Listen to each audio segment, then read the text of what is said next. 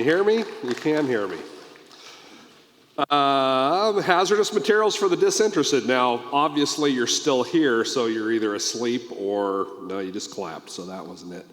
All day you've been getting information about firefighting and ventilation and vent enter search, and I'm going to give you 4 things that you do not want to hear about. First of all, hazardous materials. Did y'all come out today to hear about hazardous materials?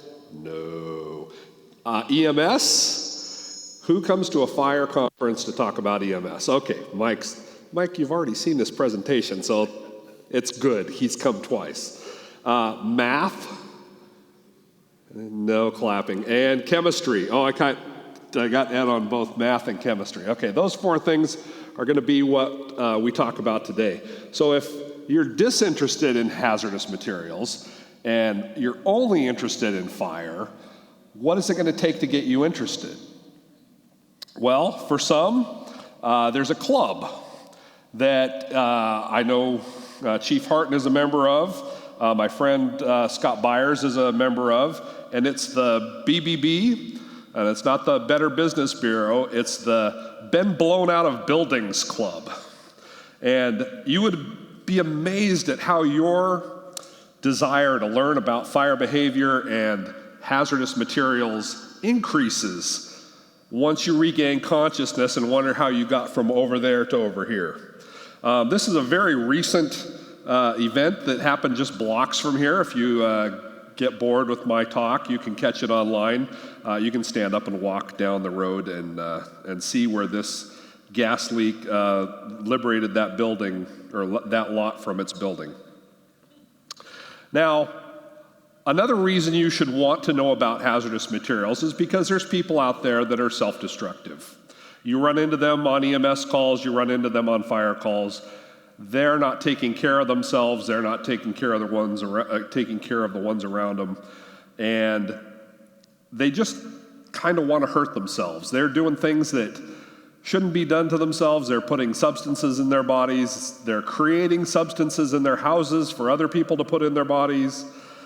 Those people just want to hurt themselves, and they're a class of people that we need to be concerned with.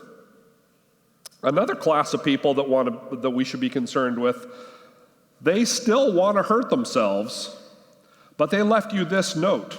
And if you don't know what this note says, and you will by the end of this talk, if you don't know what that note says, you're going to be hurt too. And you could be dead. Okay? So some people want to hurt themselves. They don't want to hurt others. Some people want to just hurt themselves. And then there are, of course, the people that don't care who they hurt. And those people are out there too. So we have the chance of getting blown out of a building. We have people out there that want to cause harm to themselves, want to cause harm to you, and there are other people that don't care who they harm. Nope? Okay. Well, we'll keep going. So what's going to protect us?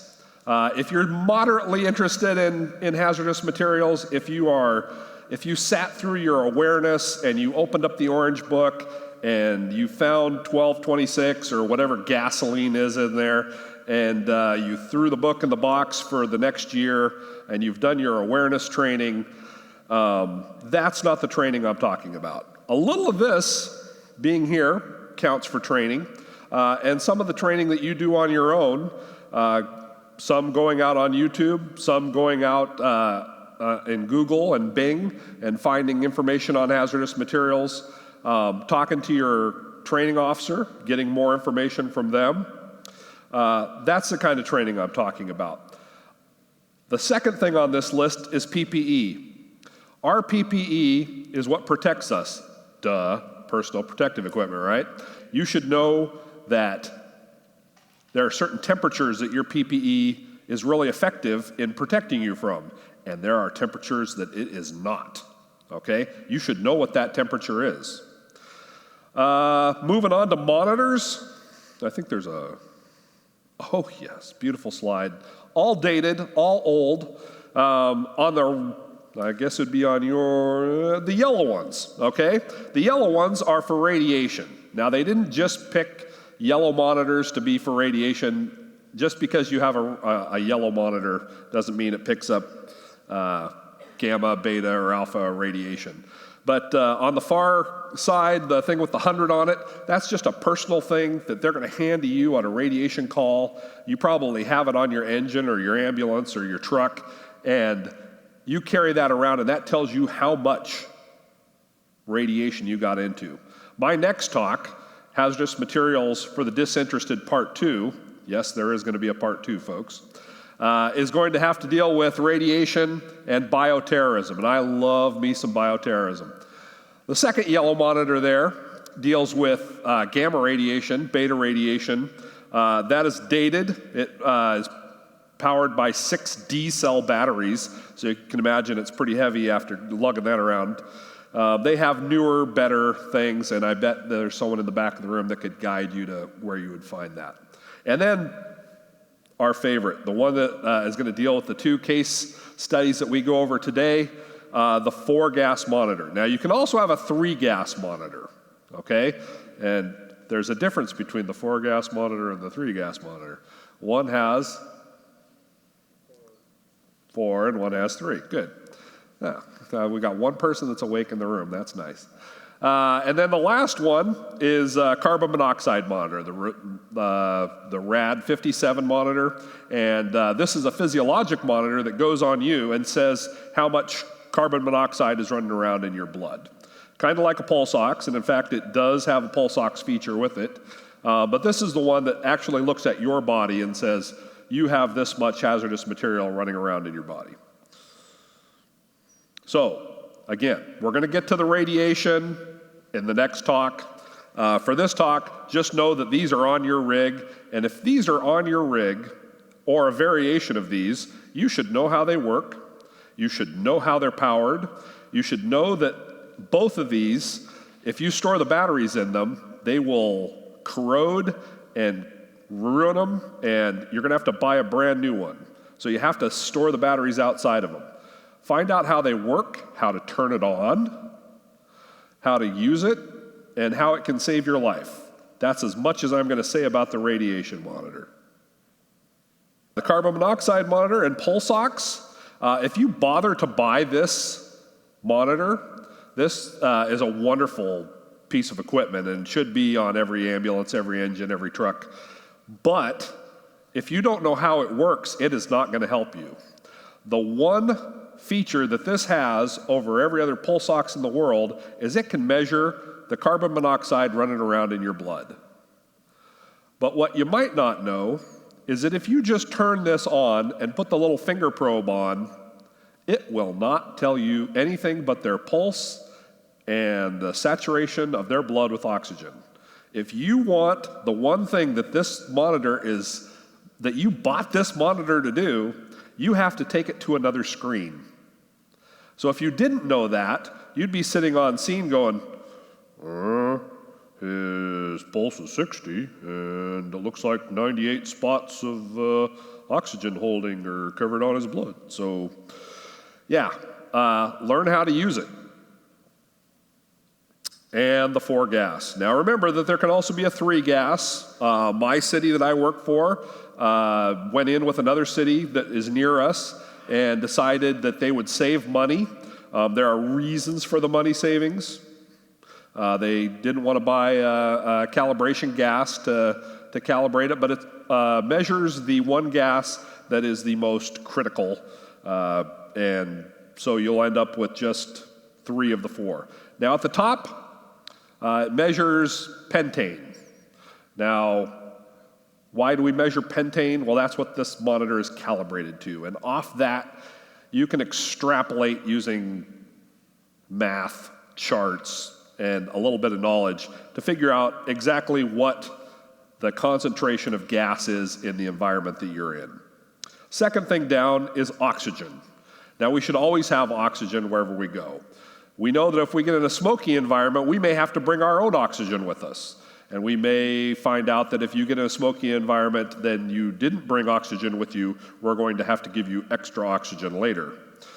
The next thing down is hydrogen sulfide. Hydrogen sulfide's often been considered the sewer gas, And you don't run into it that often. And for a number of years, when they started making these 4-gas monitors, there were no hydrogen sulfide calls. And so a lot of people have gone to the 3-gas monitor that drops that. Unfortunately, in the past few years, let's say the past decade, there's been an uptake in chemical suicides that involve hydrogen sulfide.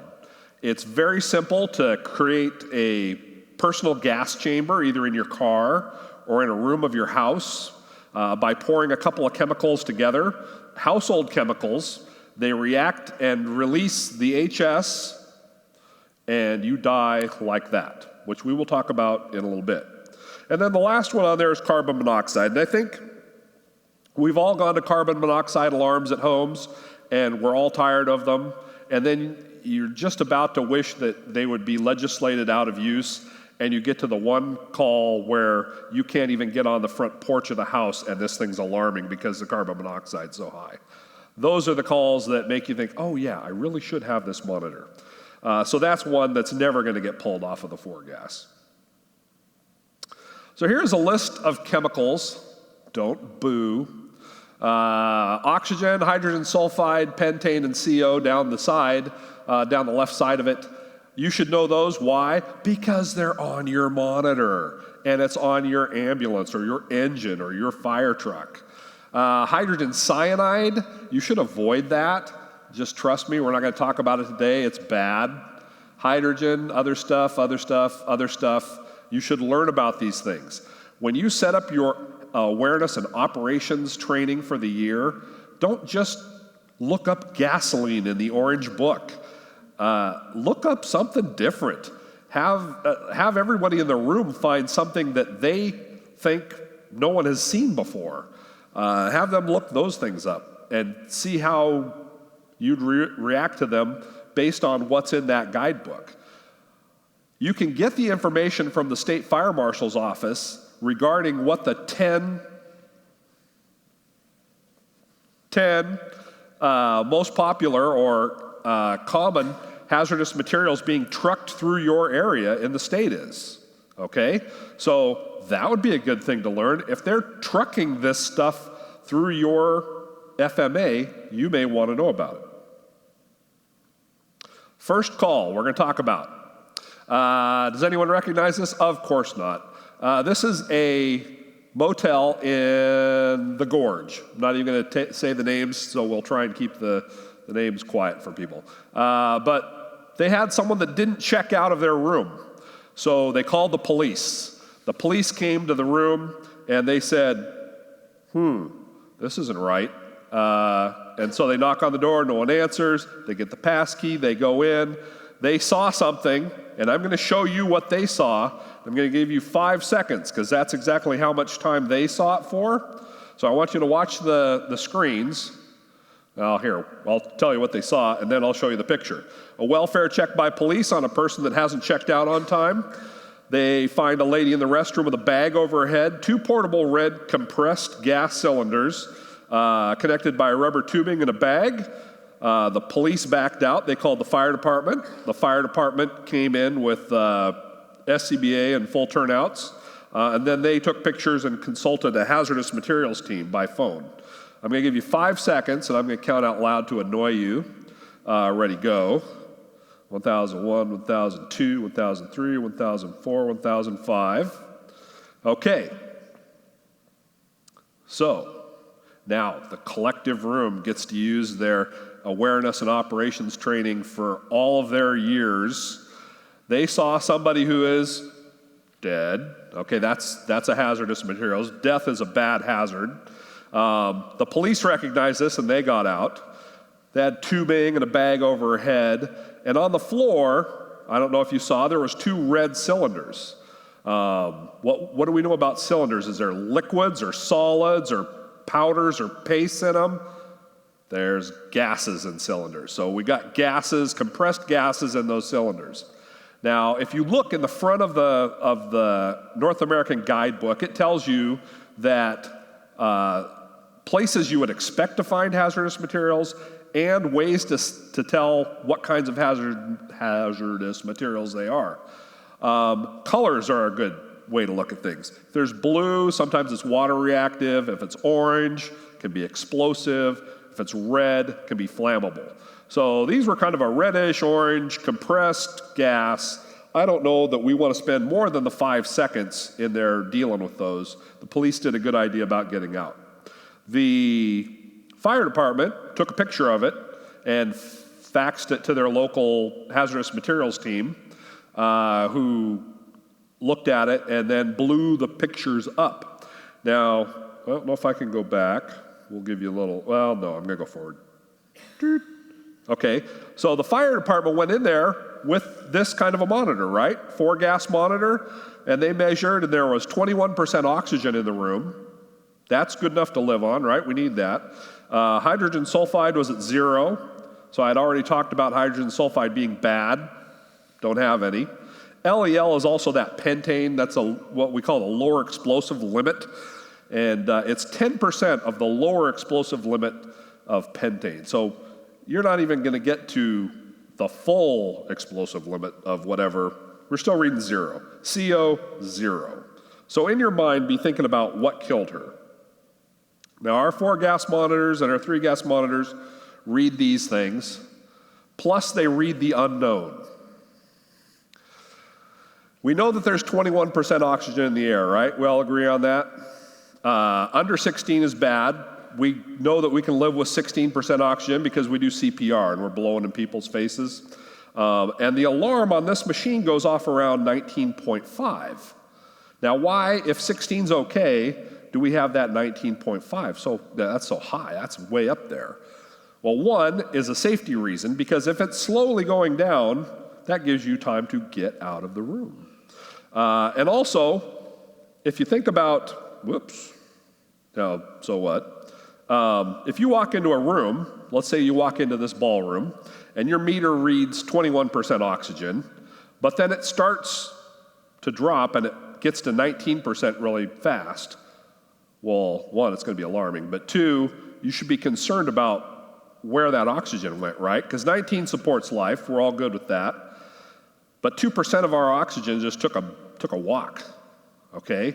So what took the place of that 2%? We don't know, but something did, because matter can't be created or destroyed, just changes form. So if we know that the gas in this room pushed out 2% of the oxygen, there's a new gas in the room, and it possibly could be bad. So get out like zombies are chasing you. So if we know that this thing measures oxygen in parts per million, 20,000 parts per million of your oxygen just left. And we know that whatever's in there isn't carbon monoxide or H2S, because we have monitors on there for that. It would have gone off, would have talked to us. And we also know that it's not flammable, whatever's in there, or that would have told us. So we have this unknown. But there are so many bad unknowns that it's probably safest to get out and then figure out what the deal is. So here's that picture again. This poor old lady has decided that she is at the end of her time. She went to the library. She checked out a book on the end of times, or final chapter, or there is a whole section of books on how to end your life. She got a prescription for some sleeping meds. She bought these 2 canisters at Walmart. If you look real close on the front canister, there's 2 balloons on the canister. These are canisters of helium. Helium you wouldn't think is dangerous, but if you put a bag around your mouth or around your head, put a tube in there, crank it on, and breathe out all the oxygen, you can't live on helium. Okay? So helium, bad stuff. Case 2.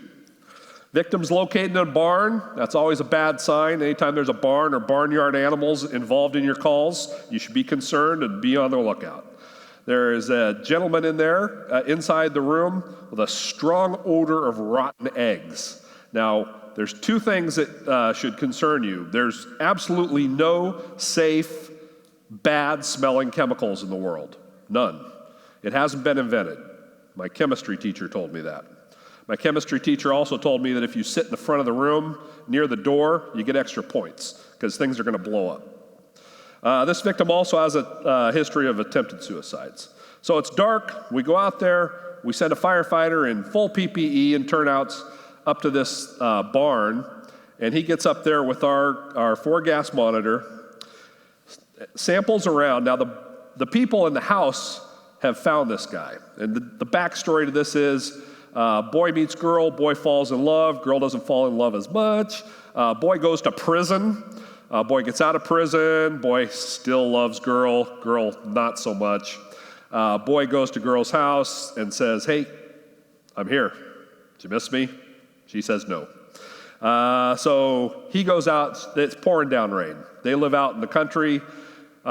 He says, well, can I come in? It's kind of raining. And they said, no, you can go stay in the barn until it stops raining and then you can leave. So he went out to the barn, locked himself in the one room of the barn, took expanding foam and filled up all the cracks of the door, all of the windows, and then made this little conglomerate in a ice chest. He put on eye protection and gauntlet gloves to keep from burning his hands and his eyes. But he's dead. So there he is. He is in his little chamber of doom. The firefighter that got up to the door started monitoring around, didn't even get in the room, and is getting 25 H2S, which that's not good. There should be 0. And 25 is really bad, which I'm going to show you in a moment. But the alarm is telling him, you need to leave. So he backed out, told command what he had, and they dealt with it with the hazmat team. So here's the little room the guy created, foamed around the door, which I think I have a better picture of in a second. Crudely, when you make this H2S gas, obviously you didn't want to talk about chemistry today, but we're going to do it on purpose. H2S and water go together to form sulfuric acid, which you don't have to be a physicist to know that that doesn't do real good in your lungs. It works at the cellular level just like cyanide, so it keeps you from processing oxygen. Oh, and here's another good term you guys are going to hate me for saying. Oxidative phosphorylation. ATP, remember those? No? Oh, I'm getting head nods and death threats. Okay, so it keeps your cells from breathing.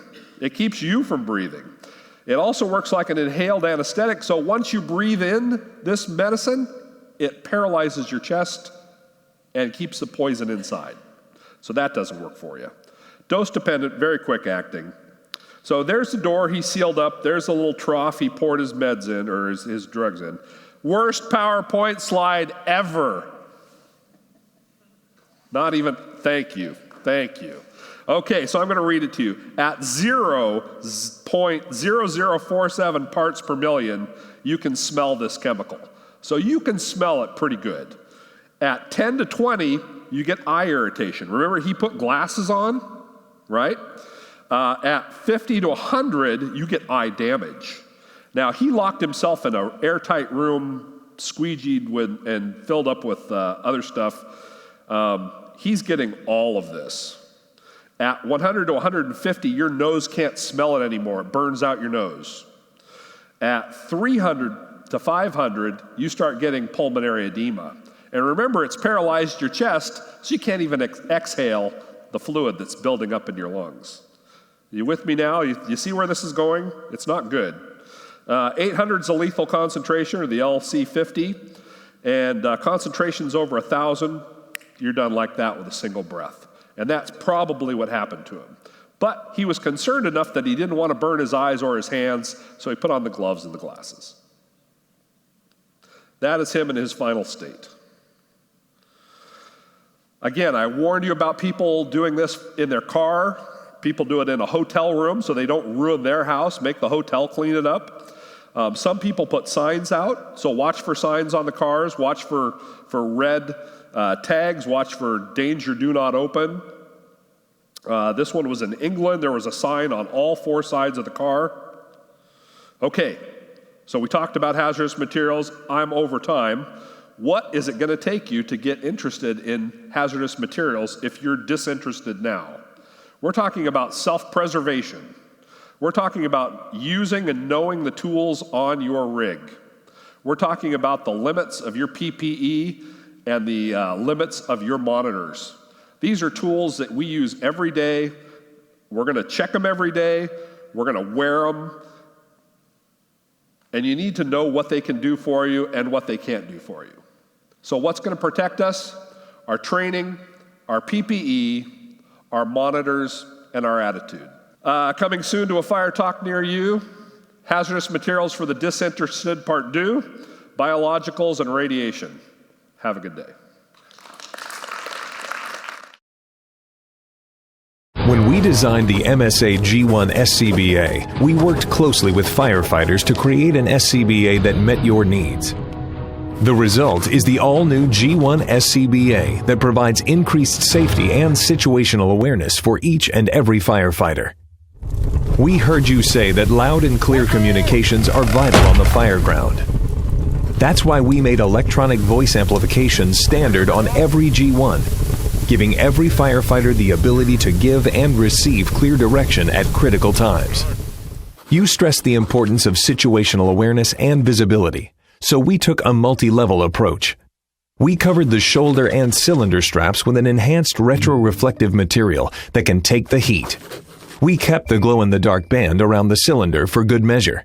But most importantly, we took a hard look at the buddy lights. There are 7 of them, providing 360-degree visibility. And even air status information to those around you.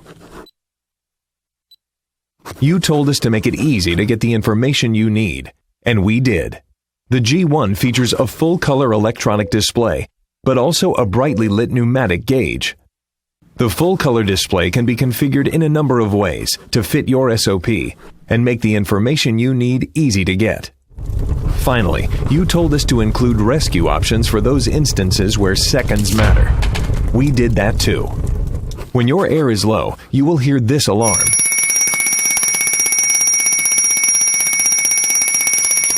And the patent-pending RIT light will illuminate the universal air connection, providing you with extra visibility when it's needed most. Our patented universal air connection lets you donate air from your SCBA to your buddies, so you don't need to stay tethered while evacuating. Finally, the G1 has been designed with buddy breathing and a remote quick fill system for additional rescue breathing options. The G1 SCBA from MSA Safety is created with your safety in mind, because when you go in, we go in with you. Contact your local sales manager to learn more.